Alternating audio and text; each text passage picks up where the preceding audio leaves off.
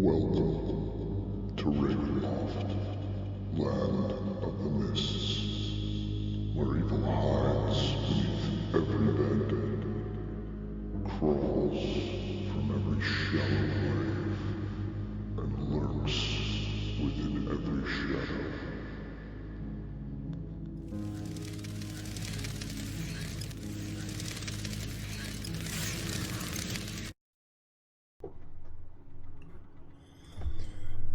I'm your Game Master. Joining me tonight is the Paladin and Champion of Tamora, Horrocks Van Buzen. Welcome, Horrocks. Thank you, Dungeon Master. Hopefully, Hrudlin Gluck, Tamora's Fate Maker, and Ravenloft will be joining us eventually, but we're going to get started.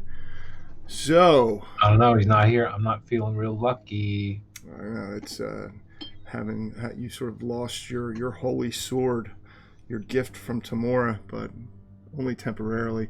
He was left rather beaten after your encounter with the phantoms in the cabin.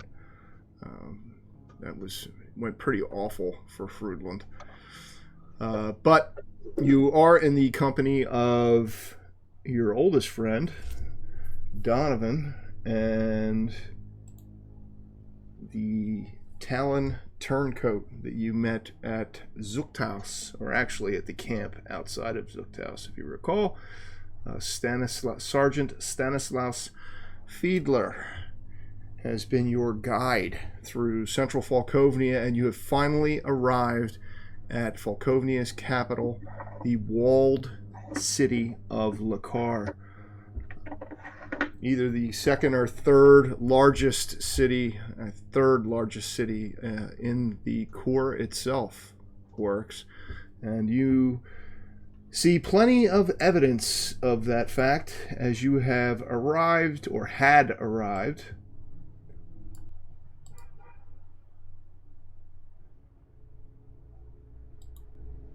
at the city wall just before sunset. The skies were gray with clouds. The crumbling stone and rotted mortar that falls from it went on as far as your eye could see, east to west. You had arrived at the southwestern edge of Lakar. The walls from here look abandoned. The city itself almost looks like a ghost. You remember from your last time here that Vlad even then focused most of his attention on the northern side of the city near the river and that which faced the northern border with Darkon. And it would appear that that hasn't changed much. All of the tall trees have been cut away from within about 50 to 60 yards of the wall. Only tiny saplings that have sprung up probably as recently as last spring and summer remain, although they are leafless. The ground is covered with a light coating of snow, although the recent warmth has turned much of this area into muck. Areas where you step in the snow, brown boot prints are left. It has gotten warmer, and as the sun had set, Stanislaus steps up. You would choosing to approach the wall after dark. The spot which we will enter the city is more further west. I wish to wait.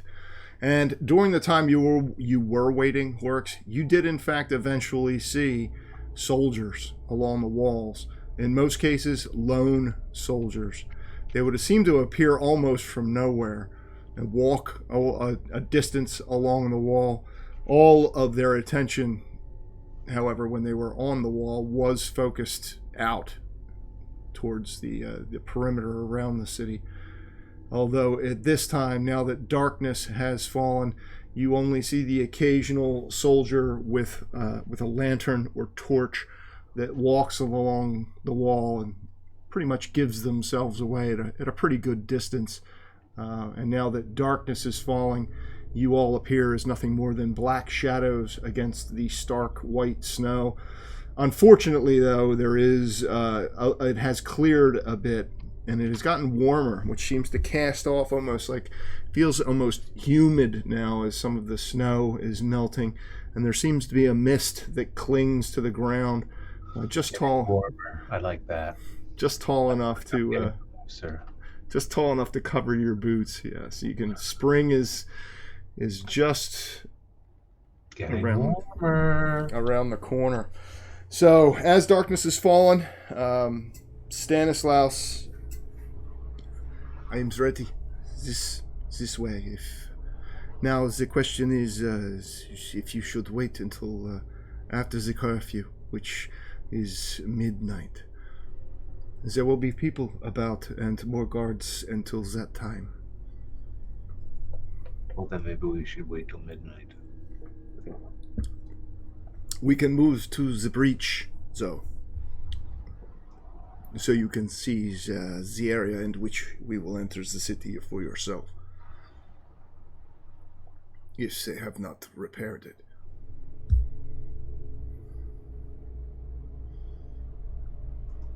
Reading my last notes. Herbalist outside the laborers' quarter. Hathroll in the laborers' quarter. You got your window open, huh? Yeah. Actually, I have 2 windows open. It was really nice today. Yeah, we had our windows open too. All right, so you make your way just on the edge of this open area between the wall and where the group of you, Donovan, and Stanislaus had hidden. Donovan has remained quiet. He seems anxious, on edge, probably because, as far as you know, his daughter... Well, I'll tell him, hey, if you don't want to go in here, you can go back. Oh, no. There's no stopping me from entering that city. The Vampire said, the woman that knows where Martha is waits for us beyond that wall. Yeah, but that doesn't mean you have to go in with us. I'm not afraid of the city. I'm afraid of what we'll find there. But no, I'm fine. Tomorrow will guide us in. Oh, yeah. Well said. All right, yeah, let's move up to the breach of the wall. And you do. Horrocks, it only takes about 45 minutes of slow movement, and there are periodically now guards, and you can see in some of the towers lanterns lit beyond the murder holes that cover the towers that are evidence of life inside the wall. It looks pretty stark and almost like a ghost of a city when you first arrived at it, but no, there is in fact life there.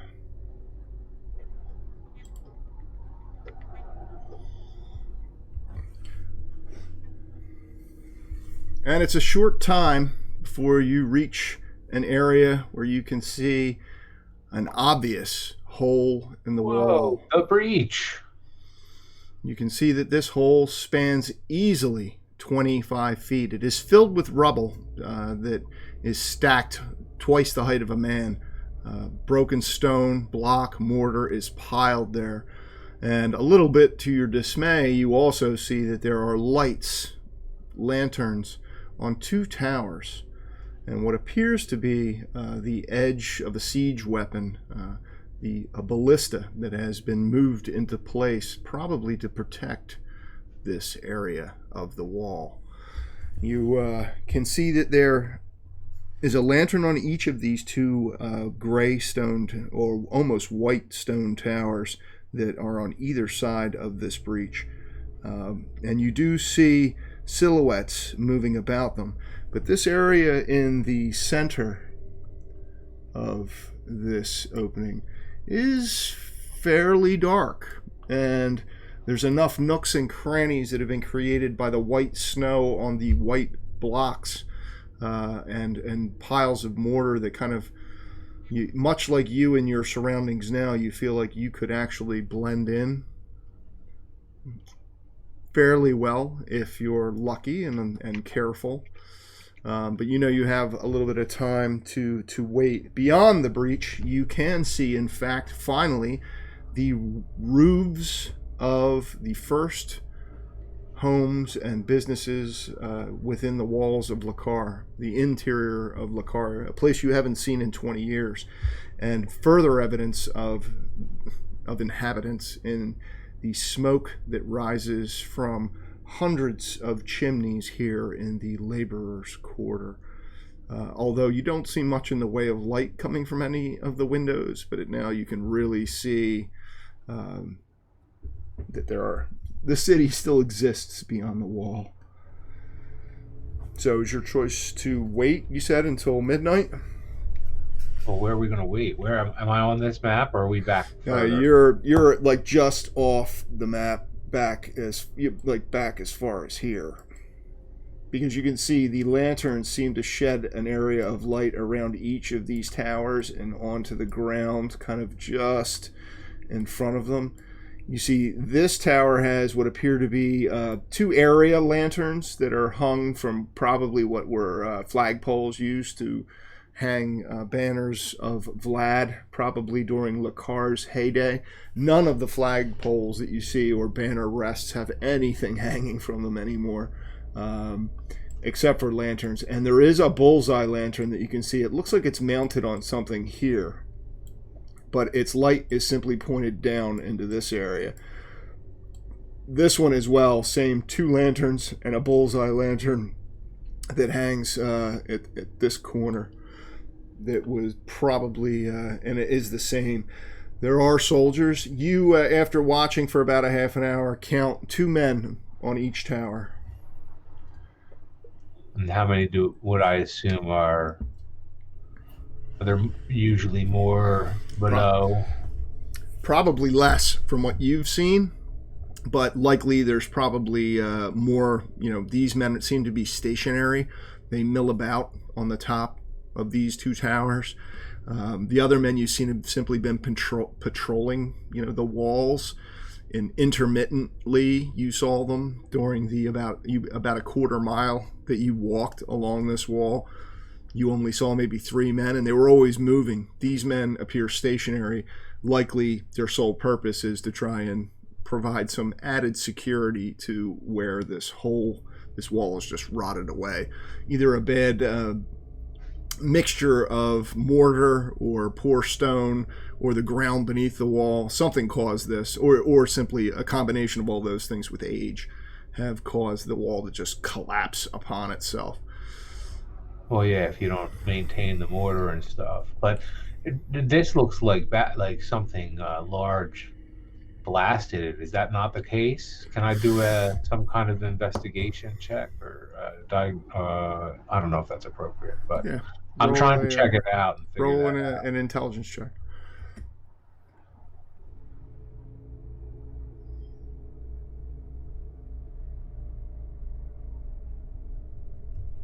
Can I roll it off of my sheet?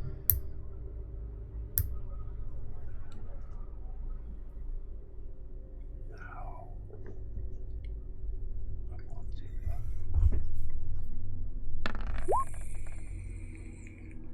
She's good. It does seem particularly more destroyed. I mean, you've seen evidence of this wall rotting in all places, but this part of the wall is almost obliterated. It's quite possible that there's, perhaps during one of the earlier wars with Dement Liu, that maybe one of the battles. There have been times in Lakar's history when armies have made it or in Volkovnia's history when armies have made it as far as Lakar. So perhaps there was some sort of damage done to the wall, and time and poor maintenance have just caused this. What may have been, a catapult stone or something to eventually collapse the wall.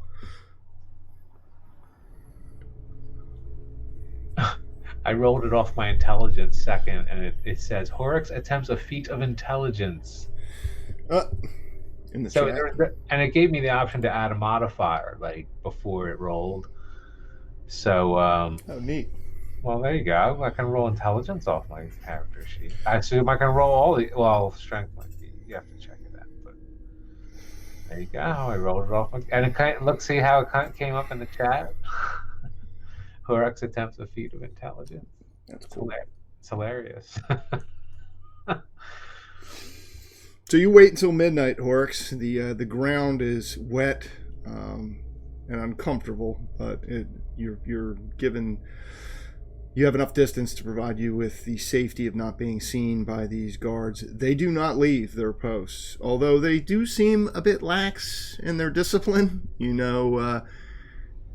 Perhaps there's no active, they're preparing for a war, but there is no active war, and there's such little, very few of the people of Lakar, very few people are trying to get into Lakar. Most people are trying to get out. So, but they're there nonetheless, and you do see each of them occasionally will look over the wall or will move about on top of the tower.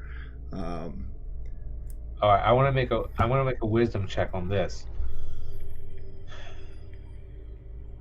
We could probably murder these 4 guys and no one would ever catch us doing that. But that would bring attention, like that something's going on eventually. But how organized do I know? Like, what would I expect? What would I expect to happen if these 4 guys on these 2 buildings just went missing? How would the barracks respond, and in what timeliness? Like, just guessing with my relative experience in the military. Lakar is probably the most heavily patrolled city within the walls that you've ever seen. They have no town watch. They have only soldiers. They are you would expect that there are either bells. Each of the guards those that are posted as sentries typically possess either whistles or bells. And you can even from here think that on the tower by the ballista you can see what appears to be a post with a large iron bell. Every once in a while when the guard passes by it with the lantern you can see it. Never mind, I'm going to shake the idea up. No, not murder. We should probably do this. Make our guerrilla runs ones of connecting with the people of Lakar, not the soldiers. So I'll shake the idea of murder out of my head.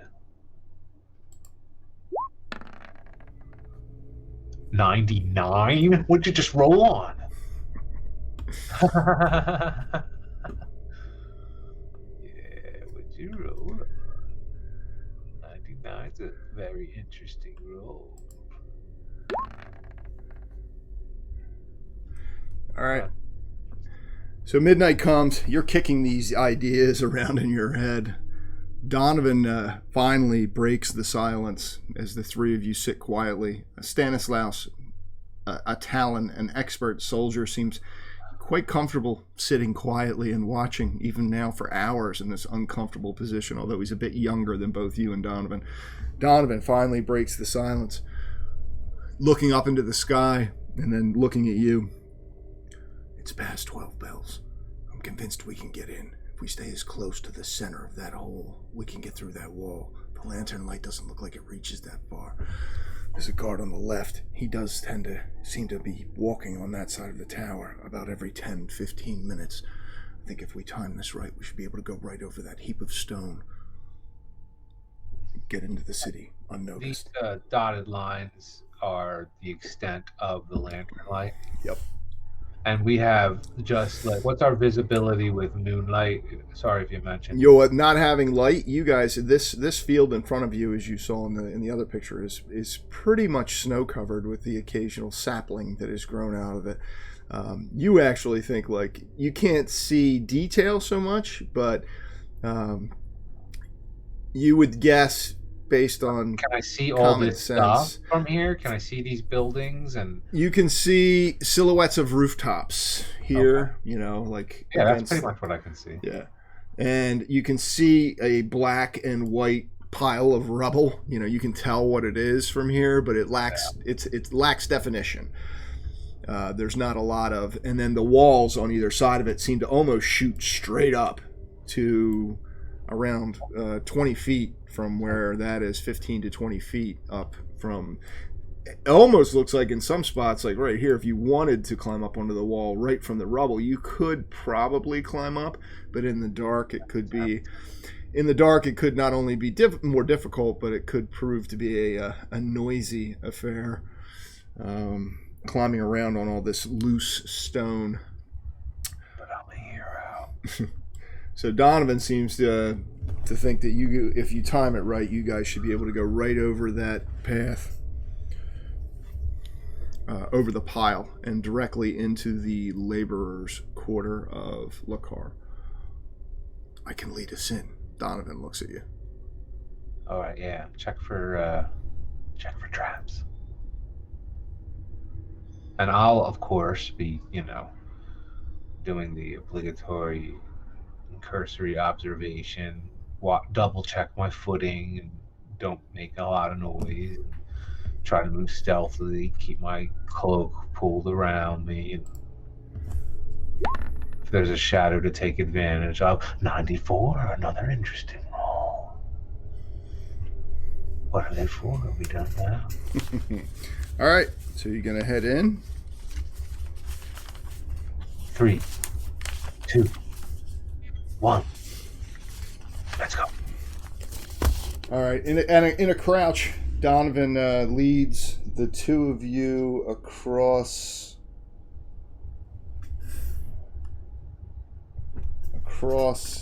the open field leading up to the rubble. He stops just at the edge of this pile, Horrocks, and now you feel like you've gotten much closer to these towers. And when Donovan stops, you can see he drops to a crouch and immediately brings his hand up as if indicating to you to do the same thing. Okay, I'll do it.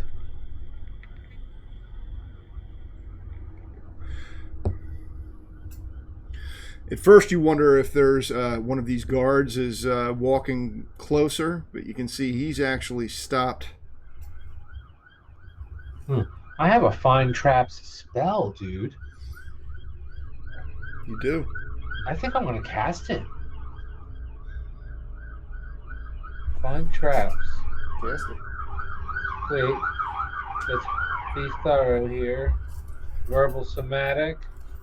So I wave my hands around, say, Tamora, please allow me to see clearly of any pitfalls that await us amidst this pile of rubble.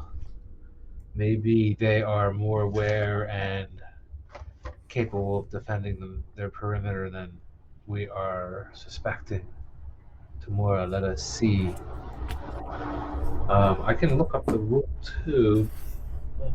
Oh, I just looked at it. Yeah. You finish your prayer when you see Donovan, you can hear, he gives a quick, like a whispering noise, and then he's crouched. You've actually are almost at his shoulder, Horrocks, able to reach out and touch him. And he continues up to about here, Horrocks, and you can see he very slowly starts to climb. You can see he's very obviously focused on where his hands and feet are going as he's trying to quietly. You can see blocks of stone, some of them rounded, all of them partially covered in wet snow that's melting, so they look wet, but they are still white. And there are shadows, you find yourself constantly looking up. But then looking in front of Donovan, you can see he reaches up and it climbs up onto a block and is reaching for another. And sparkling, almost as if like a wet length of twine hit with a lantern light, or the decorative tinsel hung on trees during holidays. You see about 5 feet in front of Donovan, there is a long, thin thread or string Is or there wire, really? and you can see that I'll say stop. I'll close my hand. Hopefully he's got me in. You're actually at the point where you're close enough to like grab his foot. He's in front of you, but he's up above you kind of at this point. Yes, very quietly. He is oblivious to its presence now. You can see the way he's moving. He's just like focusing on climbing quietly, and he's like 1 or 2 handholds away from being at this wire. And you can also see that there's something hanging from it every 5 feet. It looks like there's something hanging. They're bells. Son of a bitch. Grab them. Well, wait. Well, yeah, stop him first. But I really want to know what this. Well, wait. Let me read this. I'm trying to find. Looking for a website that has, like, I did find one. It looks cool, but I don't see. What is it? Detect traps? What did I just say it was? It's a 2nd level spell. 2nd level spell. Yeah. Find traps. Find traps. That's it. Hold on. I'm on the right. Because this actually website looks good. Hopefully it's EF. Find familiar. No. Motherfucker. It's well, you might be looking at wizard spells. So the find traps spell is 2nd level. It's on page 204 of the player's handbook. It says a trap is any device or magical ward that meets this criteria. It can inflict a sudden or unexpected result. Traps include alarms, glyphs, or similar spells or devices. What you are looking at, Horrocks, is clearly an alarm of some kind. Those are bells hanging from that wire. Oh, little bells. And I'll say little bells on a wire. Good job, Horrocks. Donovan rolled a 94. Oh, shit. Pulled that the fuck out of my ass. Donovan rolled a 94% and did not see the trap or the alarm. So, well done. Dude, I'm the best D&D player, like, in the history of D&D. Sorry. You're pretty awesome. That was be humble. That was good. I don't know if it was Donovan's rolls that were putting that out there, but it felt like very inspired, actually. Pretty good. Well timed. You see Donovan freezes up, and even here you can see his eyes are wide, like, holy shit, like, I almost fell into that. And Donovan, go home. Roll a dexterity check. You going to continue on around the trap? Click on dexterity to check it out. Do I get a modifier? You do. For a modifier. Oh well, no. Just roll a straight check. Wow.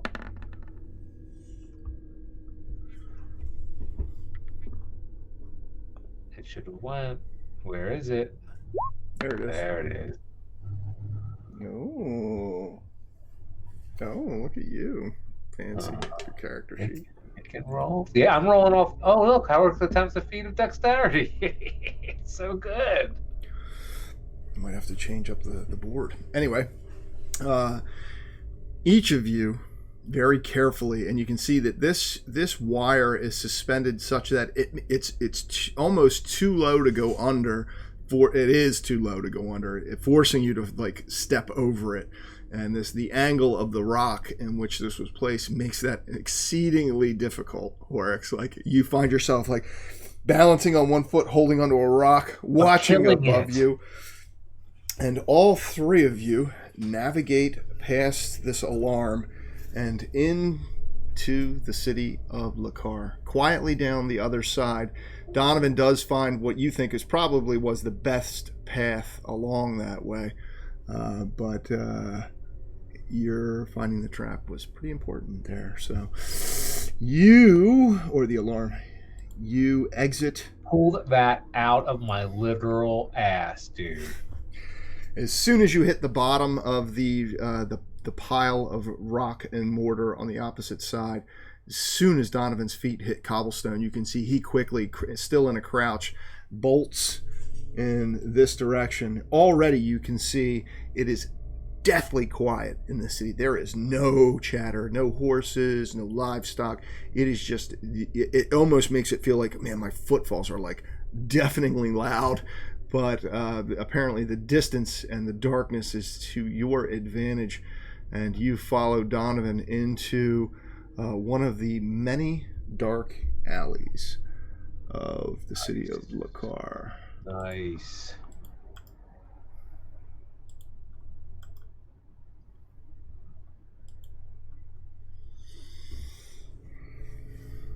Sweet. Where are we? You have entered the breach that you had passed through. Is located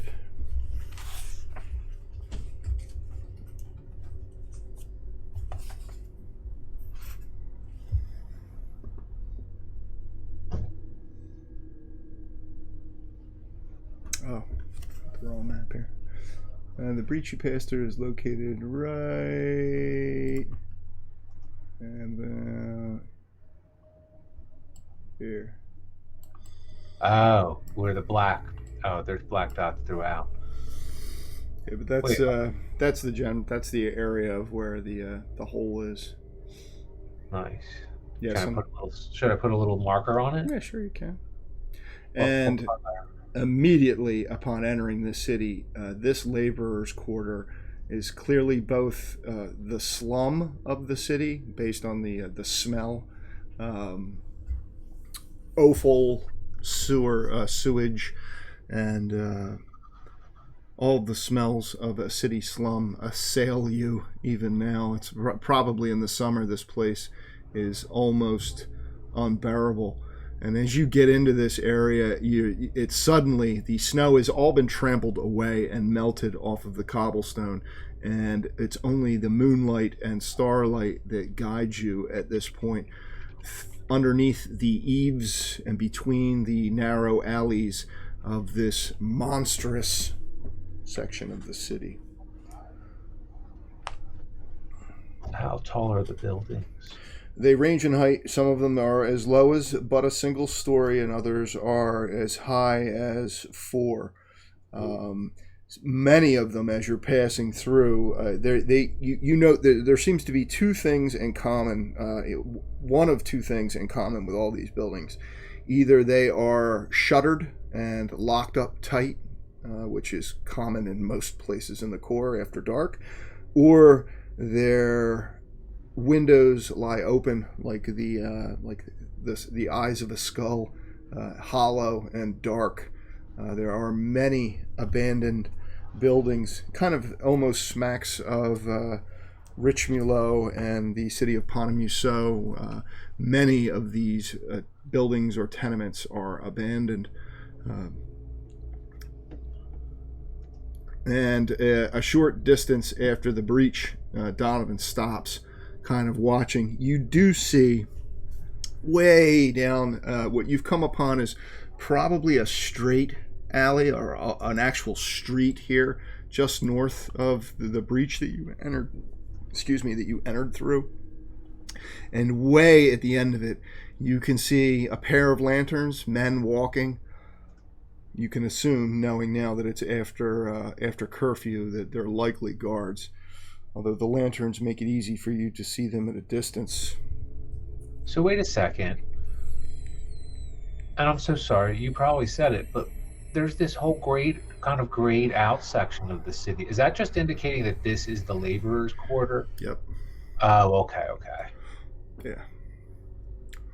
It's actually a little bit, it's more like a third at this point. It's grown. Even since you were here, you knew at one point the city of Lakar, 20 years ago, the central portion of Lakar here leading down towards the Vuchar River, there was a section of the city that kind of cut a swathe through the laborers' quarter, leading towards the main area of the city and eventually towards the seat of the capital itself, Vlad's castle here. But this place has clearly seen better days. The decades have not been kind to the city of Lakar, and it's obvious that whatever coffers Vlad has, whatever taxes he's collected, have continued to just be dumped into his military, and very little has been done for the folk and for the city itself. Should I assume that the people of the laborers' quarter are maybe less advantaged populace, Roll or a. is it like this is all this third of the city is civilians and the two other thirds are military? Is that what it's like? It is, yeah. Most of the people that work as servants or trade, there are some tradesmen that would do work in here, but this is pretty much the slave quarter. Those unfit for the military that are forced to work in the more menial jobs. The southeastern portion of the city and the northeastern part of the city are where you would find more of the established guilds. The wealthier, there are wealthier families, noble families that are clearly politically tied to Vlad. The guild halls, the more expensive established, the people that work, families of the military, those areas of the city are much better maintained, and the essentially, the hired help, the landscapers and the those that are deemed a step below are forced to reside. They may work outside of the laborers' quarter, but they live there. They're the ones that are also responsible for repairing the walls, setting up producing the spikes that fill the impalement fields inside and outside of the city. And perform any matter of menial tasks, It's crazy. But the city though itself, you estimate, there's probably, based on its size and what you knew of it back in the time that you were working in the military, there was roughly 15,000 civilians that lived inside of Lakar. I'm going to tell, is there a dark? So we're in the alley, right? Yeah, Donovan, you I'm going to and huddle these guys. I'm going to tap them and say, "Hey, huddle." Yes, we must look. This place, the burrows that you seek, it's not far from here. Let's say a quick prayer together, and I'm going to talk to them for even several minutes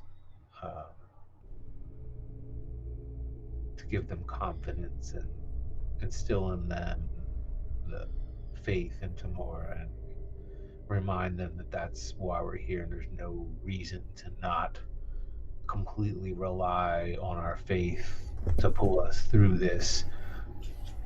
We're not sure what we could be up against the darker corners of this city, but with our faith planted firmly in Tamora. And I want to roll a charisma check and give them really high morale, if that's a thing. Yep, I'm looking at it right now. So I'm gonna form that in the form of a prayer, and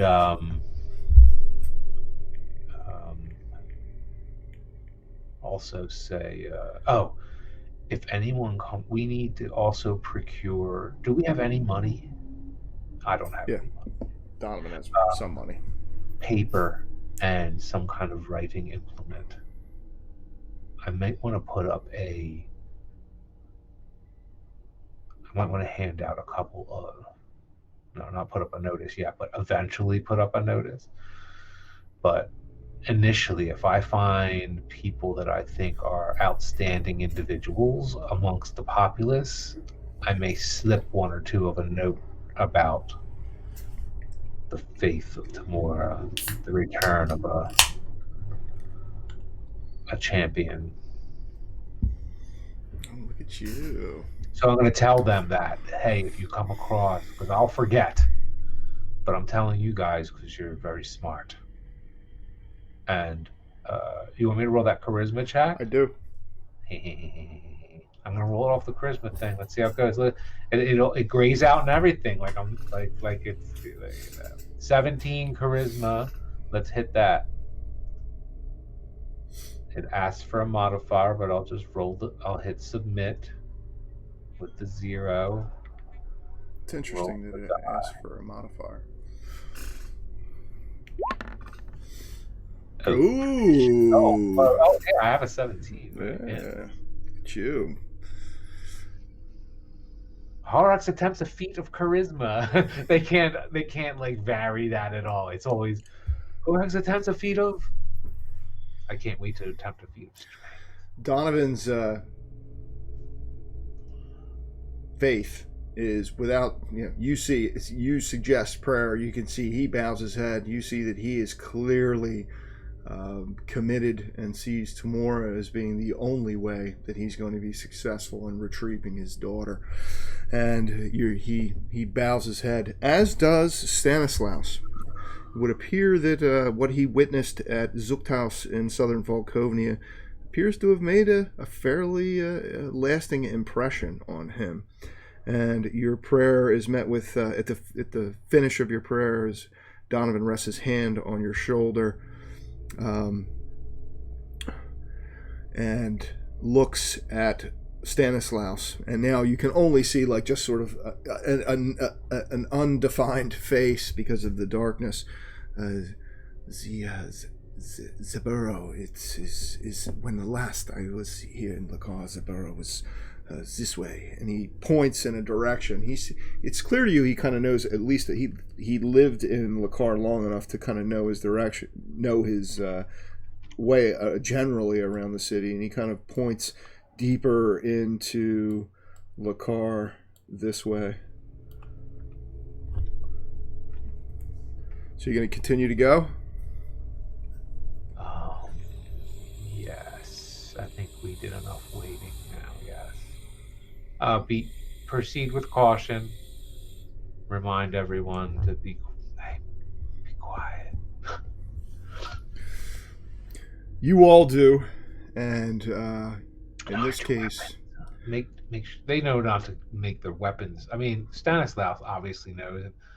I'll just remind, be quiet and don't make your weapons apparent. I think we don't really want to flash that stuff. Like, don't let your profile, when someone sees, your silhouette. Don't let your silhouette show like a long scabbard or something like that. Well, hopefully we can avoid getting that close to them. Donovan replies. I can roll initiative on my longsword. What is it? What'd you roll? What did he do? He just failed his move silently? So stupid. You guys keep going? I'm going to punch him. No, you guys move along.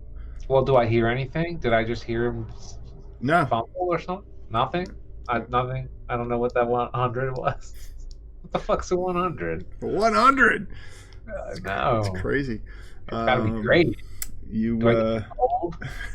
you feel so, you stand up tall like him. Dude, you've been doing great, dude. Tamura's got you, right? Keep telling yourself that. You walk on, Horrocks. Roll a wisdom check. Oh, so you're gonna play it like that? Back to attributes, dude. My weapon is filled out here, and it's got an initiative button. I want to roll that fucking thing. Hold on. Go back to attributes. Roll on wisdom, please. Modifier? No. I ask that every time now because it asks me. What did it roll? I don't see it. What did it roll? 3. Yes. Good roll. See me killing it?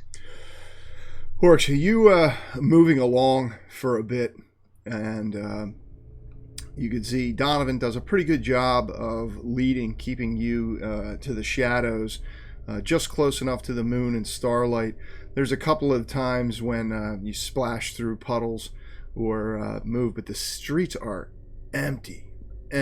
Like, looking about this place, the only evidence that anyone lives in any of these homes is the existence of smoke that spills from the cobblestone chimneys and the occasional crack of light from behind thick, sturdy shutters. But there is no one out. The only living thing you've seen since entering the city itself are the rats, the occasional cat or stray dog who seem to run off as soon as you can seen one cross the alley ahead of you. Hey, when I have a chance, I want to say something to Donovan. Sure, go ahead. So don't go directly to the building. Just approach within whatever the opportunity is, a few buildings away, a block away, and observe the building first. Yes, I will not be able to enter this building with you wearing what I am wearing. You will have to go in. I shall wait. Okay. You see, he's dressed in his Talon armor at this point. You move a short distance further, Horrocks, and you watching as a pair of rats scurry from a pile of refuse and offal on one side of the street. You get this awkward, uncomfortable feeling, Horrocks, and you find your vision drifting upward. As it does, you can see one of these open window, only its frame filled with black. You swear for an instant you saw what appeared to be two hands resting on a windowsill, and the instant you look up, the fingers vanish back into the darkness of that hole. Yes. Keep going. I don't think that I go unnoticed at all, but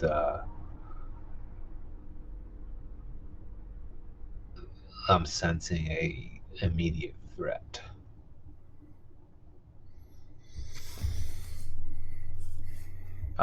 In a particular building, do I think that I could enter this door right to the right of me? And there is no door there.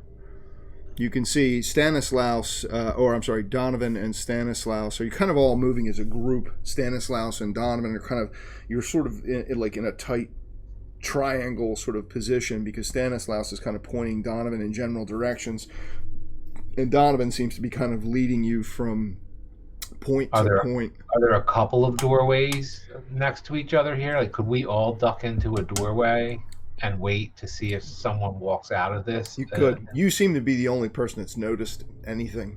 I'll give them a little hold sign, and I'll duck back into this first one, and I'll point to the other two doorways the next two doorways, and I'll tell them to go do what I'm doing. They do. And I'll point to this doorway that I think if they were to come out of here, and I'll just give it 30 seconds, because if they saw us and then they're going to try to follow, and then just to be prepared, if someone comes out, I want to be prepared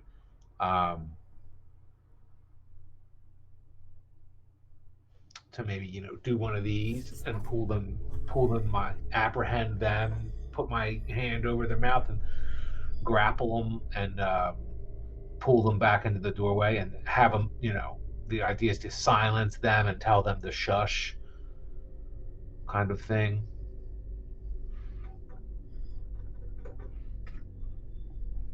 If they follow us. 30 seconds goes by.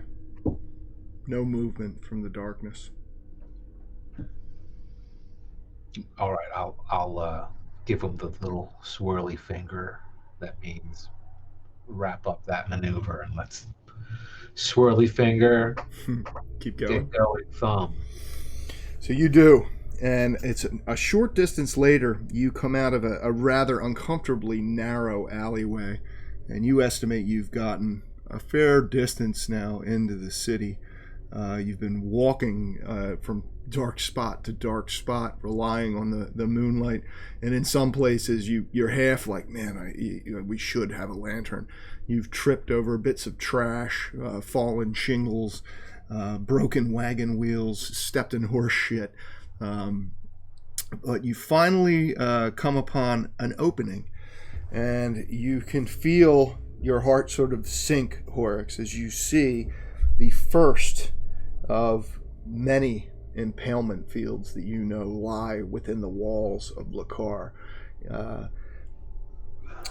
You see all around you dozens of posts that have been set into the ground. From each of them hangs a limp shape that is pierced by a long post. Gross. You hear Donovan, like he quickly drops his head and is he saying a prayer, you think? He's praying. Almost instantly, Horrocks, a figure just on the edge of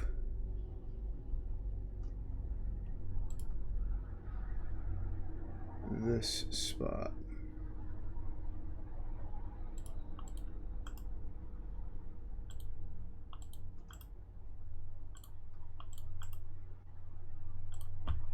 I didn't see it. Yeah. Something happened. Oh, here, I gotta get rid of my stuff.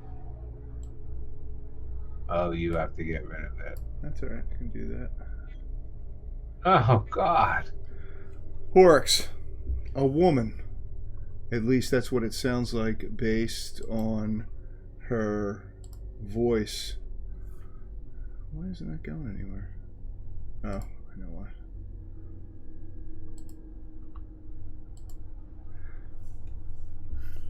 She's alive and still A groan comes from a woman.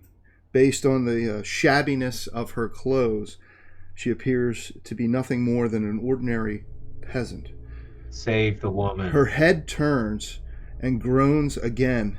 Even this slight movement causes her body to slide an inch lower on the stake, that is driven through her stomach, producing a fresh gout of blood. The only evidence is the black spit that hits the cobblestones just below her. My daughter. You can hear the splatter of blood from her mouth hit the ground. It is my daughter. Where's your daughter, miss? You gonna step up to her? Yes.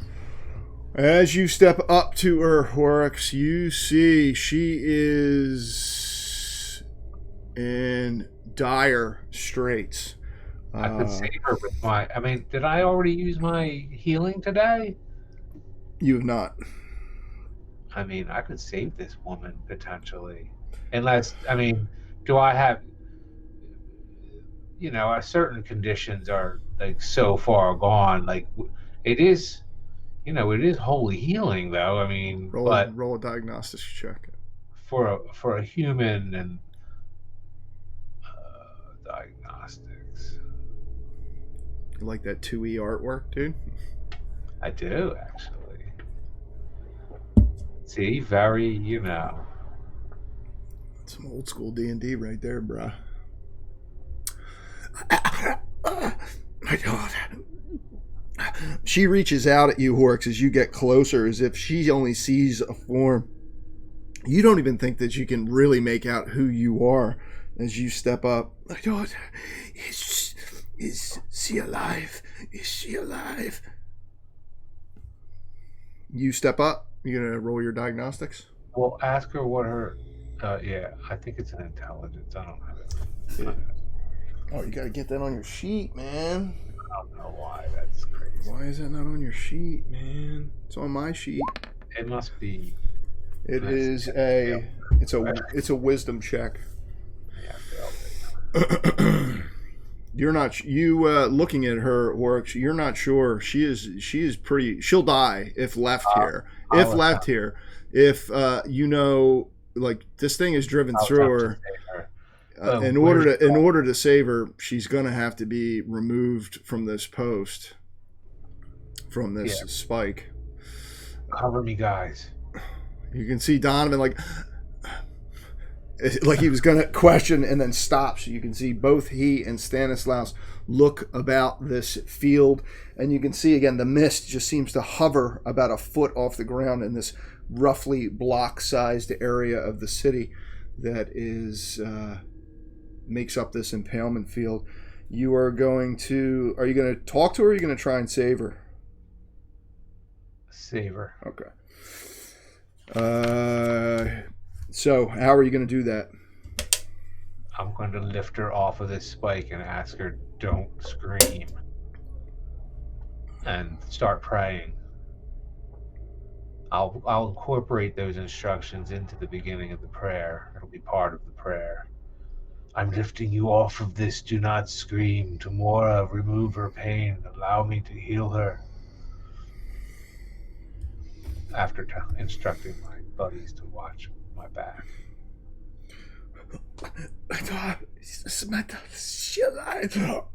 You can see responding to you. You can see she raises her. I will look for her. I'll give her hope. She raises her arm up to her. Oh, look. Where? Where's she raising it? Oh, up to her mouth. Oh. I will find your daughter if I can. And you're gonna pull her off of this? Yes.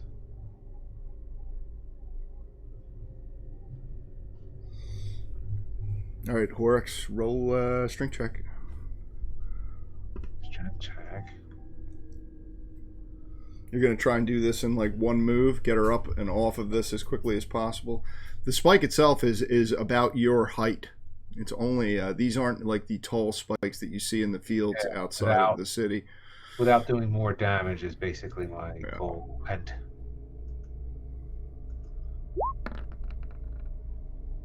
ow. Can't do better than that. Horrocks grabbing her. That's a feat of strength. And in one motion, sliding her up. You can hear her. She bites down on her arm as you lift her away from this spike, and then as quickly and as gently as you can. Are you going to place her on the ground, or are you going to hold her, or what are you going to do? Cradle her in my arms and comfort her. Her hand drops away. You can see now the moon gives more definition to her face when you're this close to her, Horrocks. You can see her eyes are wide, and it's the moment that she is kind of resting in your lap. You can see the spot where this spike was placed through her belly, just below her ribs. That the already bloody mark starts to quickly grow in size. Ooh. What are you going to use? Your Cure Light Wounds? No. I'm going to use the Lay on Hands. Cure Light Wounds is not. This is not a light wound. She's dead. She's dead. Minutes away from being dead, bleeding out. Maybe 30 seconds away from bleeding out.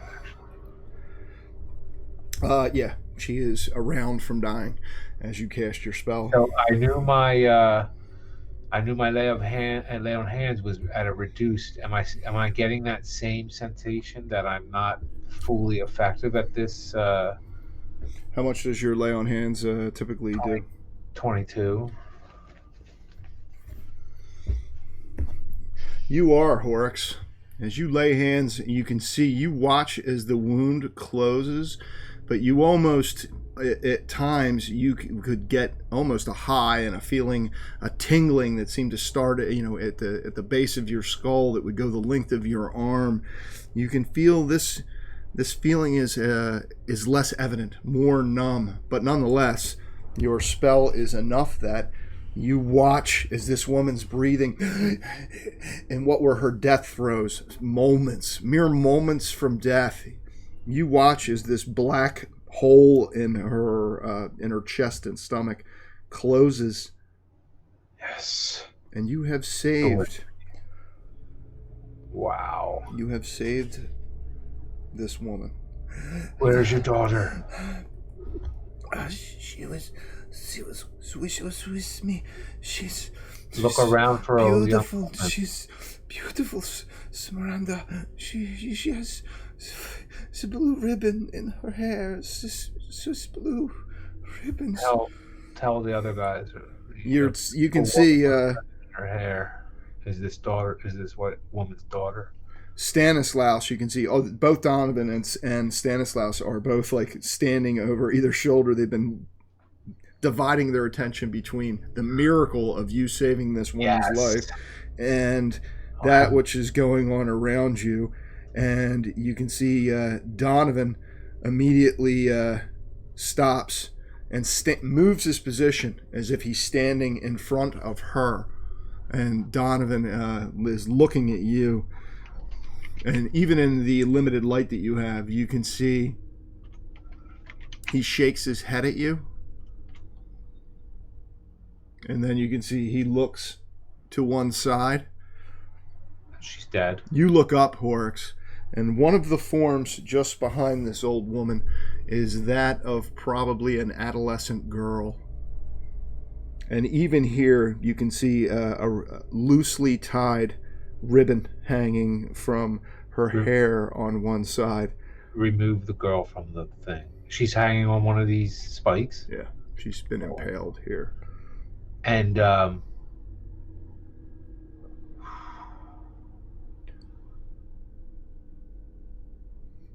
Stanislaus steps up as he sees you getting up. I will get her. What? I will retrieve the girl. Miranda, where is my daughter? Start looking around for something that I could drape over this, so that if someone just look, I would like to like put something in these two women's place, so that, and like drape. Is there any material around here? There's probably not, but keep an eye out. Like, I'll come back like this evening and put something here, so that if someone comes back here tomorrow, they'll just see like a draped, like, clothing.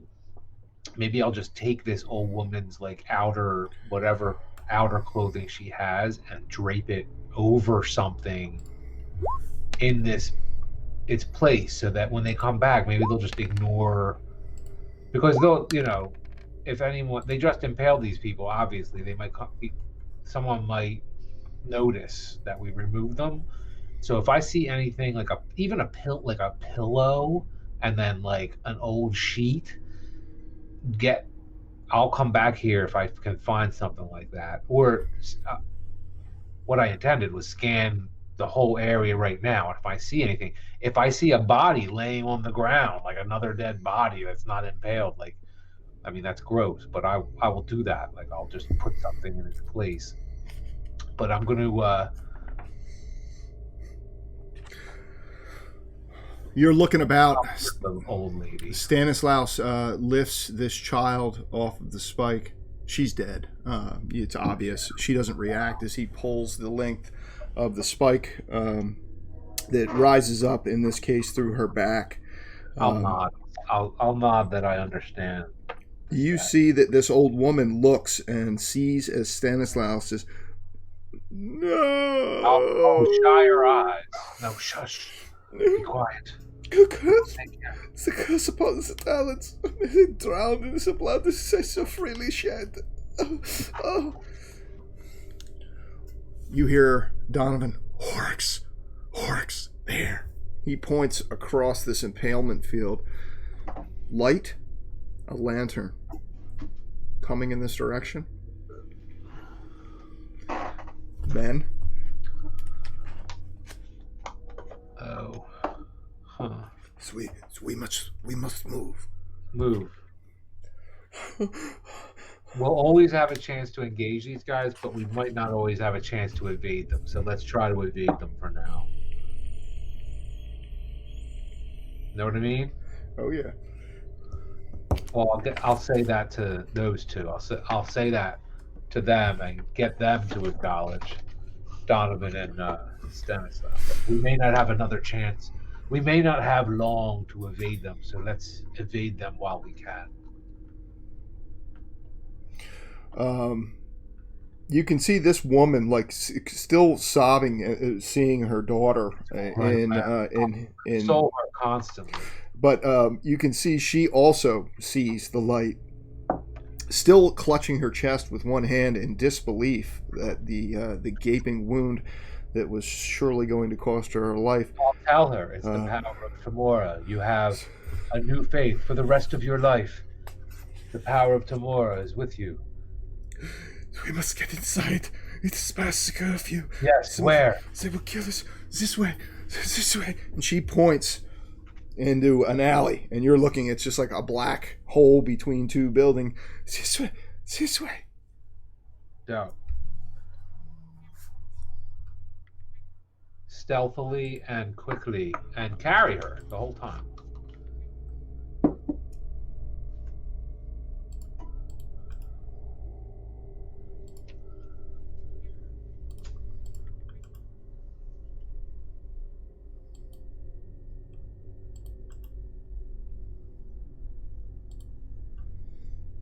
Okay.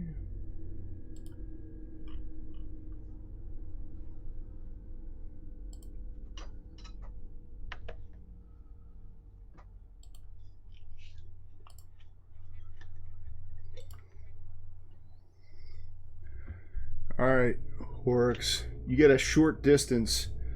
You can see that up ahead there's actually a couple of second floor windows where the shutters aren't completely closed and they drop light through this maze instantly. Roll a direction sense, actually. Direction sense.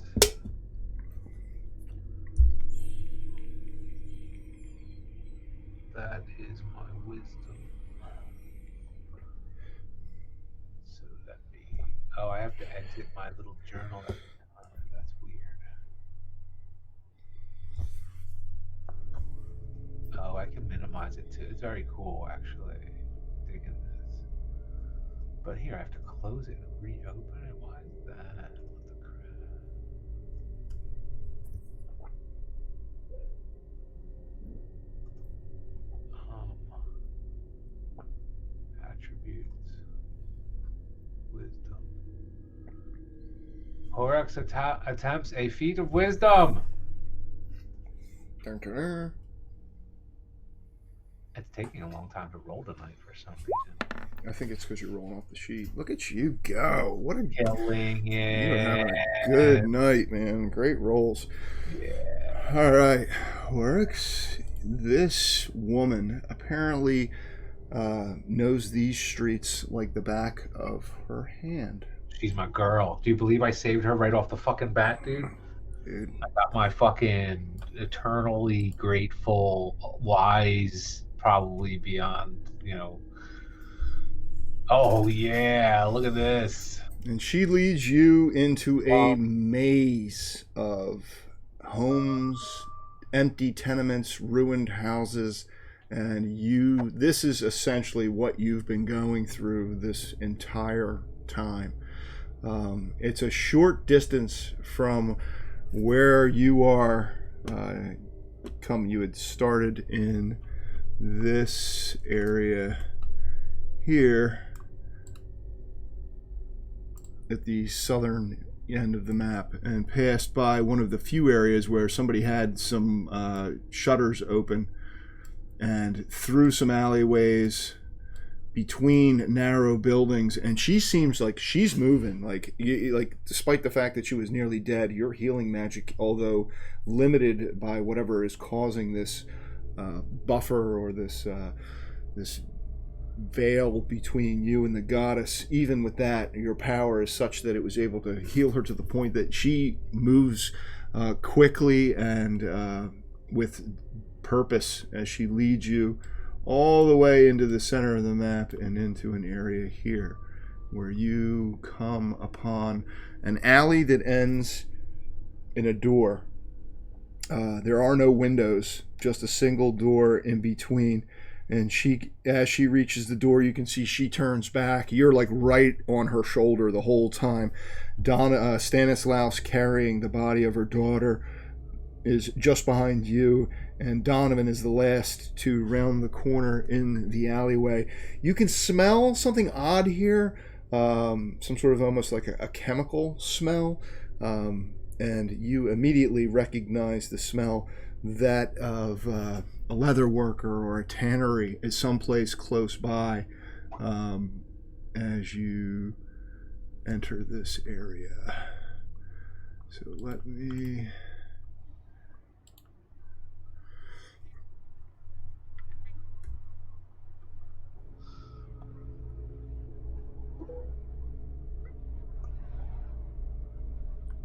Second edition map. Horrocks, you have come upon... Whoa. You are here on this map.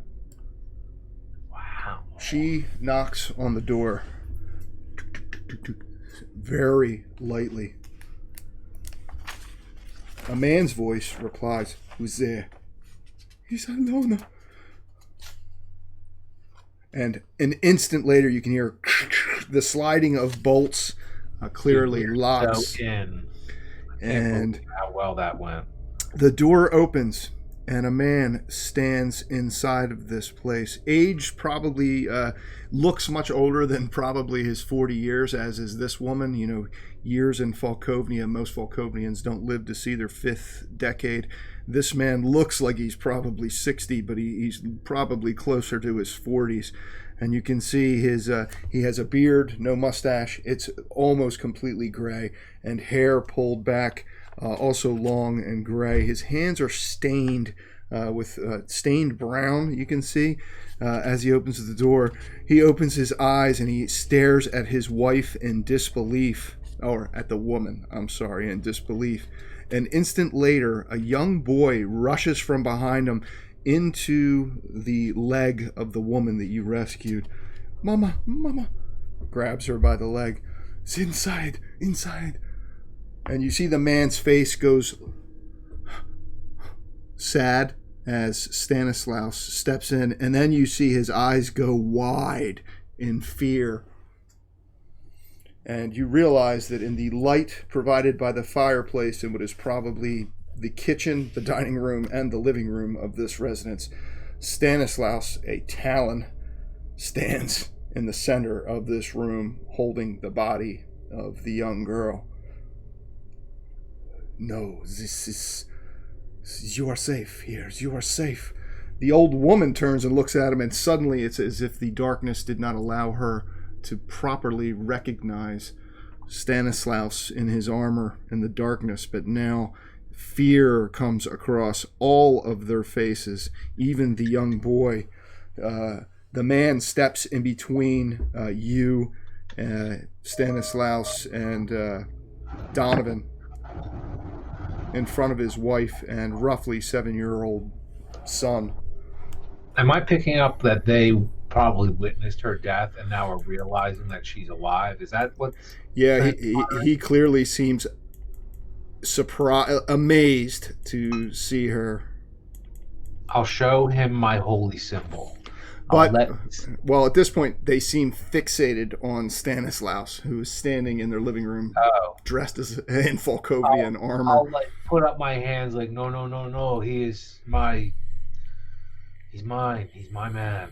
Or do they speak this common language? Mm-hmm. Is it in broken Nazi? You have nothing to fear. You have nothing to fear. Like everyone else from this area. Yeah. They speak the common tongue of the Corps. Yes, says, you have nothing to fear. You have nothing to fear. We've rescued your wife. I've brought your daughter. You can see the man, slowly, his shoulders kind of drop. You can see he's looking at what appears to be a mallet lying on the table, like he's was ready to grab it. And then looking, his wife touches him on the shoulder. These men, they've saved me. They saved me. I'm going to say a prayer of thanks to Tamora for our great success so far with our foray. I'm just reeling with, hey, did I sense that there was a diminished, some disturbance in the normal connection with my God when I perform? Okay. Yep. Do I sense that is gotten worse, or is it a stable thing? Like it's diminished to an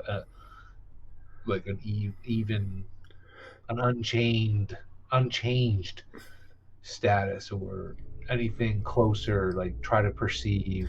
It seems the same, roughly the same as you experienced outside of the city. Pray more. Tell Stanislaus and Donovan. If you're not speaking, be praying. You can use your prayers in your as you move about. They should not hinder you. They should only help. Use your concentration and pray while you do everything. We need to we need to give Tamora every chance, every opening she can possibly get to connect with us in this place. Donovan nods, having slid both bolts across the door, securing the front door of the residence. Stanislaus nods in agreement and places the body of the young girl who immediately, the woman cries again, covering her son's eyes, and she leans over him as he places her on the table here before the fireplace. I'll show them my holy symbol, by the way, to communicate with a symbol, thinking that would speak 1,000 words. The man sadly looks at his daughter, but reaches out and takes his wife's head in one hand, kissing her on the lips before turning to you. This is not possible. This is a miracle. My wife, yes. she was dead. It is possible, and it is a miracle. A miracle for you, a miracle of hope that you can latch on to. Tamora is the cause of it. And I'll show him the holy symbol. I have simple prayers you can say. They will help us. They will help us to help you and the people of the city of Lakar. None of us have long to live. We have short lives. But there is a greater purpose. And Tamora can ease our suffering. Tears roll down his cheeks. Roll a charisma check, Horrocks. Charisma check. Any modifier? I have to ask every time. It asks me. You get a +1. Yeah. +1. Oh, I wonder if I have to put a plus or just a 1. Here, I'll just put a 1. Experiment with that. Submit. Horrocks does a feat of... Look, it's taking so long. I've already done it. Oh my god. Dude. I rolled a 1 again. Attempts a feat of charisma. It actually says 0. Oh, because of +1, dude. Yeah. I rolled better than a 1. Dude, you see... Say our gods beyond the walls of the God. You are a savior. This is Tamora. She is a savior. She's returned to my wife. My wife. I'll hold she her was hand. she was I'll dead. reach out for her hand as she speaks. Yes. I'll agree with her. Yes. The man covers his daughter with what is a whole tattered covered cloth that was resting on the table beneath her body, hiding her from his son. I am Smetis. I am Messias. This is my wife, Elona, you have met. This is Petrus, my daughter, Volko. She is asleep in the back room. You can see the Beglitzi home is a squalid 2-room hovel sandwiched between a foul-smelling tannery and a boarded-up warehouse. It is clear that the family has very little in the way of material wealth. The beds are rough pallets filled with straw. The sole piece of furniture is a rickety table in the main room. A blackened pot hangs over a cramped fireplace, and the eastern floor is littered with refuse. Matthias is a haggard man in patched clothing, but a determined tilt to his chin makes it clear that he is a survivor. His 2 remaining children are his son, Petrus, and an infant that you can see resting on one of the pallets filled with straw. The boy coughs a couple of times as you look down at him. He does not look well. He looks sick. Pray with him. Are you? Reach for his hand, yeah. He looks at his mother like as if asking permission, and she reaches down, grabbing his wrist and putting his hand in yours. This man, he's a priest, a powerful priest. He saved your mother. Pray with me, Petrus. He looks at you like wide-eyed. Tell me your father's name. This is Papa's Messias. This is my Papa.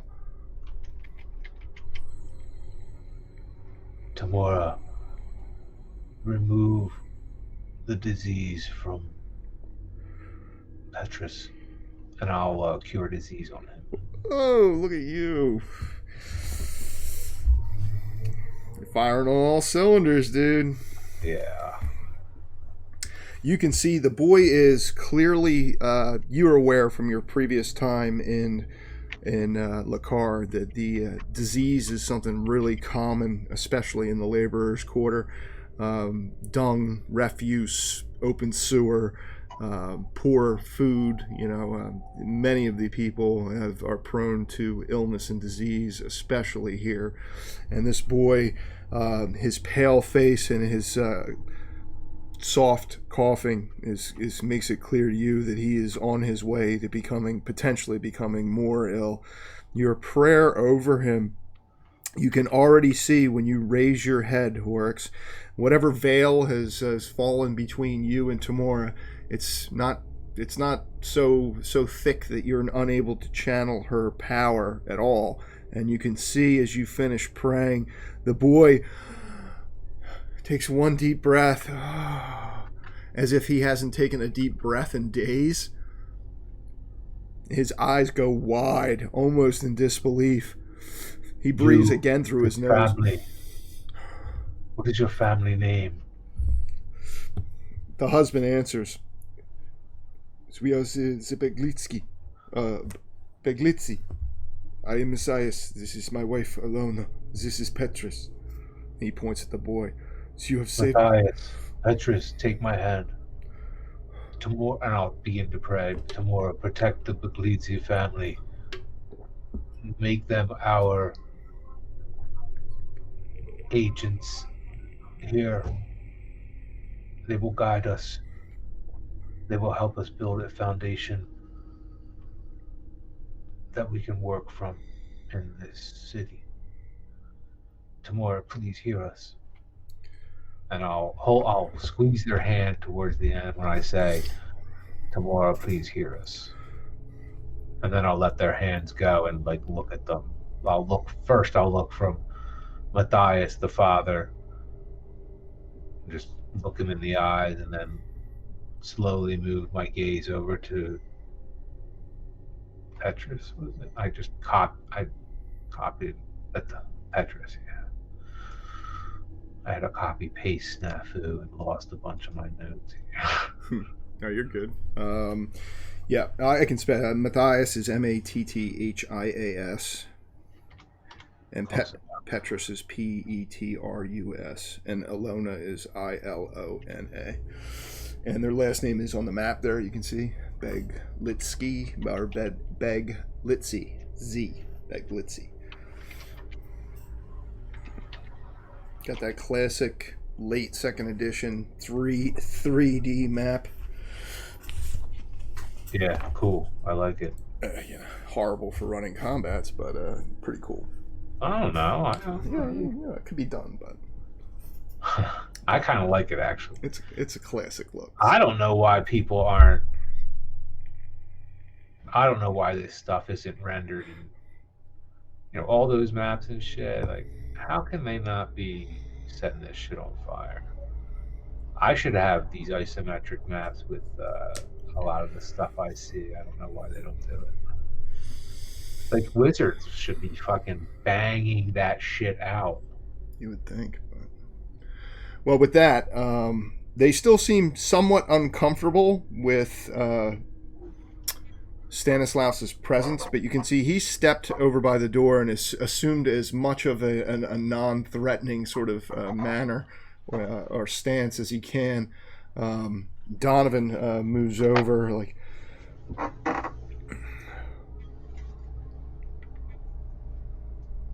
and introduces himself. "I'm Donovan. This is Stanislaus. It was Tamor that brought us here. We're searching for someone."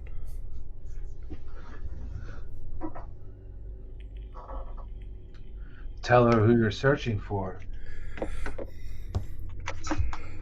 Maybe she can help. The Stanislaus speaks up. "We are looking for the barrel." And you can see Matthias looks at him when he says the barrel. "I'm aware that it moves. We are not here. I am not here on behalf of Vlad. I am no longer among his men. I too have been saved by the power of Tamora. I seek to bring her face here and to rescue this man's child. So we are to find someone at the burrow. I know you are aware of where this is. Matthias turns and looks at you, Horrocks. I am aware this is the burrow. It has recently moved, as it does every so often. I'll just nod like, yes, answer the question. We need to know. I'll say we do need to know. He's a trusted ally. Please tell us. It's not far from here. I can tell you where it is, how to find it. But I must. I will not be able to go with you. We have to pack our things. My family is not safe here. Wait, I'll backhand slap him and say, never give up the location of the burrow. He says, "This. Are you mad? This home is no longer safe for my family. The soldiers, they will see that my wife and daughter are gone. Their bodies are property of the state. They will come here looking for me and my son. They would assume that they were stolen to be buried." I would attempt to put something in their body's place. Do you think that would work? Perhaps at night, but during the light of the day, they will surely note their disappearance. It is best for us either to leave the city. We should leave. You can see he looks at his wife. No, so we will not leave. My mother, her home, we can go there, hide. No, maybe you should leave. You could still aid us.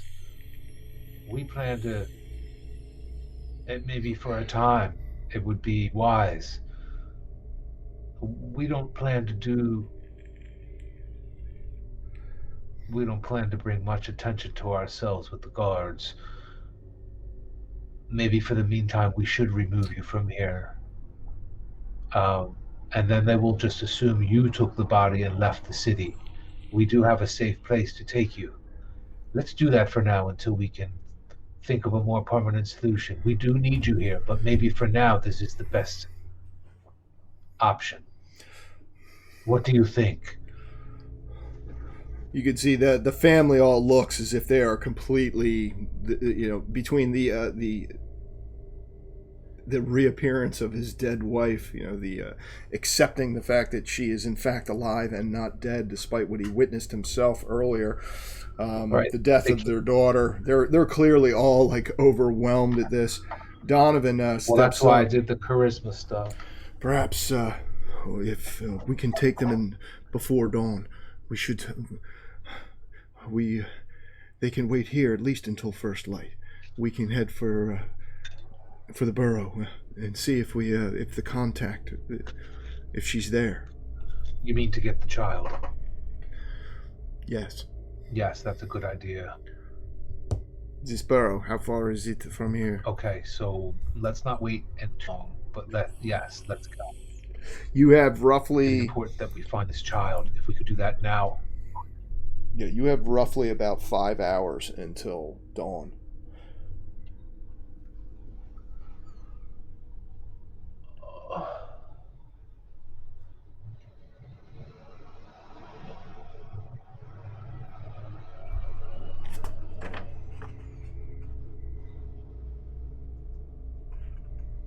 All right. Well, show us the way to the burrow, please. Do you have paper? Writing ability. You look about this place. He does not have paper. You're like, it looks like that they're whatever food he has. They have the bare minimum of food. They're all malnourished. They have essentially the clothes on their back, like one iron pot. You can see several dirty plates stacked next to the fireplace. This place, it is a hovel. Now you can see that in fact this is almost a continuation of the cobblestone outside, as if this building was built on top of what this may have been an alley at one point, and this structure was built in between the two pre-existing buildings. I see. It's not safe to be out past the curfew. If you're seen, the guards, they will kill you. Especially since you are wearing armor and swords. I'm a hero. We'll be safe. I can find this place. Stanislaus interjects. Where is the burrow now? Not far from the impalement field. To the north, several blocks. you will find there is a lantern. Wait a minute. Oh, I'm having doubts of Stanislaus suddenly. Oh, that's bad. Stanislaus seems real eager to know the location of the barrow. Now I'm like, no. Oh no, Stanislaus isn't the plant, is he? He can't be. Didn't he exhibit like what? Dude, let me roll a wisdom check on this. Like, what was his outstanding quality that proved to me that he'd be, the ultimate trust? I've basically put our lives in his hands. Well, he fought alongside you and Gondigal inside Zuchthaus, killing both Talons and Ferals. And he was your first contact with him was he didn't allow you to not only be instantly executed when you were captured at the camp. Dude, I'm going to shake my head. Never mind. Shake the thoughts of doubt and distrust about I have to have total faith in I'll convince myself that if I've made that mistake is, I've already put this man's life in my hands. I trust him unfailingly now. Sorry. I'll shake my head. I'll shake the thoughts. No, sorry. You shouldn't trust anybody. No, that's a completely understandable thing. So I'll say continue. I'm sorry. I'm interrupting with my fit of distress or something. The burrow is three blocks north of the impalement field where you found alone. And my daughter. It can be seen as lantern hangs in the third floor window. The shutters are not closed at night. Although the entrance is the rear of the building. The burrow is in the basement. The second and third floor of this building are abandoned.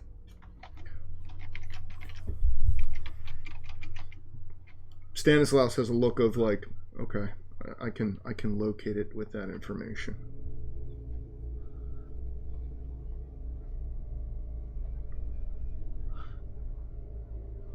We will return. Pack what little before light.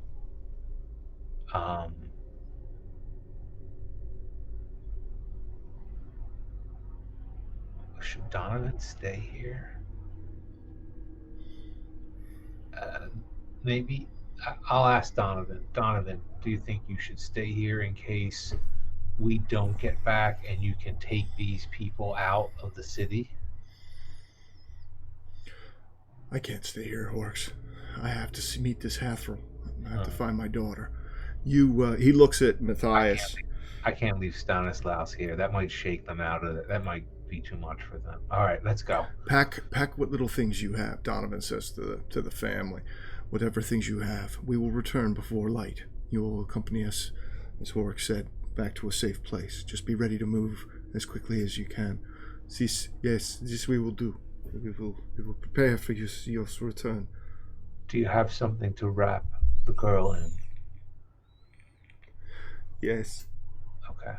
Do that. I will carry her. We should go. You hear Stanislaus say, "The night." Let's go.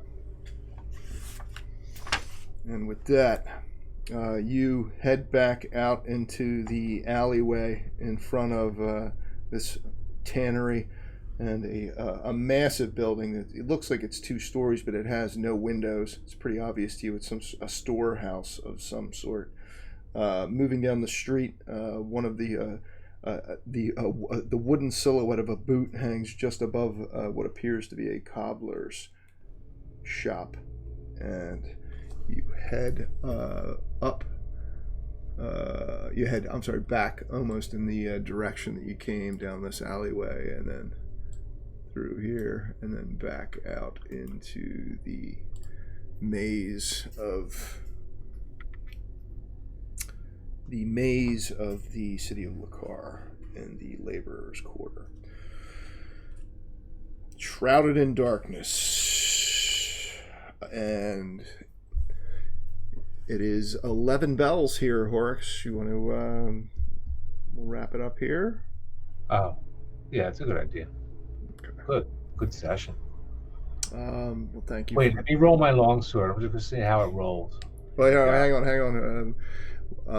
We'll look forward to playing again. I'm going to shut things down here, and then if you're cool, I definitely would like to hang out and chit-chat for a few. So thanks for joining me tonight. Had a great dude. You had some great rolls, some intuitive.